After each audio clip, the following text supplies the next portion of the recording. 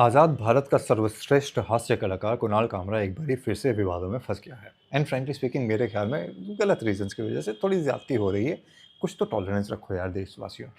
तो भाई साहब ने एक टी शर्ट पहनी जिसके ऊपर आरएसएस लिखा हुआ है और उसके ऊपर एक कुत्ते की फ़ोटो है जो बेसिकली सुसु कर रहा है। तो दिखाने की कोशिश ये करी गई है जो कुणाल कामरा बेसिकली शेयर करता है कि आरएसएस एक देशद्रोही ऑर्गेनाइजेशन है, एक टेररिस्ट ऑर्गेनाइजेशन है और टेररिस्ट ऑर्गेनाइजेशन वो उसको इसलिए मानता है क्योंकि नाथुराम गोडसे अपेरेंटली, जिसने महात्मा गांधी सॉरी मोहनदास करमचंद गांधी सॉरी अश्लील गांधी सॉरी हवस की आंधी हवस की आंधी हवस की आंधी का जिसने वध किया था, उस नाथुराम गोडसे का कनेक्शन जो है आरएसएस के साथ था। इसलिए आरएसएस एक देशद्रोही इंस्टीट्यूशन है। चक्कर लेकिन ये है कि people who are criticizing him क्यों क्रिटिसाइज करें? डेमोक्रेसी है भाई, डेमोक्रेसी के अंदर उसका पूरा अधिकार है अपनी बात को सामने रखने का। और अगर आप उससे इत्तेफाक नहीं रखते हो तो आप the best you can do is counter him. उसको पलट के कुछ, अगर आपके मन में कुछ फैक्ट्स हैं तो उन फैक्ट्स को शेयर कर दीजिए। फॉर एन एग्जाम्पल आप उसको ये कह सकते हो कि नाथुराम गोडसे ने 1938 में आरएसएस से अपने आप को दूर कर लिया था। 1938 में उसने हिंदू महासभा को ज्वाइन कर लिया था।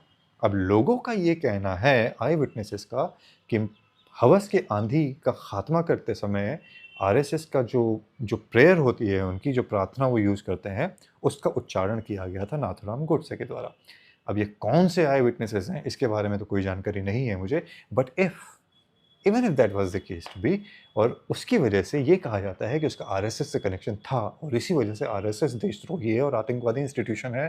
तो मेरा सवाल इतना सा है कि क्या कुणाल कामरा, भारत के सर्वश्रेष्ठ हास्य कलाकार स्लैश भांड, क्या वो किसी एक 65 साल के इंसान की फ़ोटो लगा के और उसके ऊपर एक कुत्ते की फ़ोटो लगा के और प्रोबेबली एक सुअर की फ़ोटो लगा के कुछ दिखाने की कोशिश करेंगे?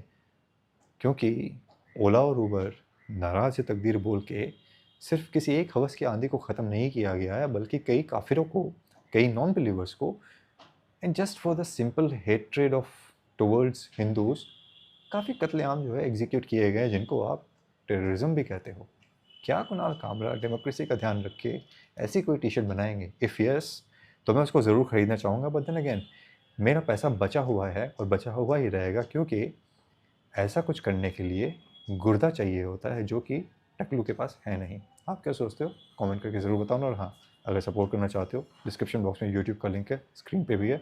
Support, share. जय श्री राम, हर हर महादेव। ध्यान रखना।